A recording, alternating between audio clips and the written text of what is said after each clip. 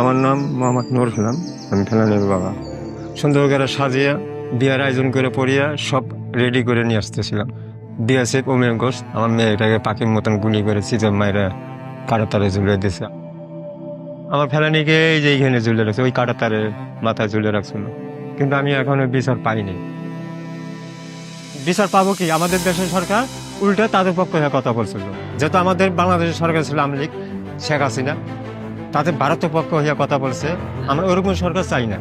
আমরা চাই এরকম সরকার যে আমাদের পক্ষ হয়ে কথা বলবে, যে কোনো বিচার চাওয়ার সাহস করতে পারে। আসেন, সামনে নির্বাচন, ভোট দিয়ে আমাদের ক্ষমতা বুঝে নেন। এই নির্বাচনে কে জিতবে?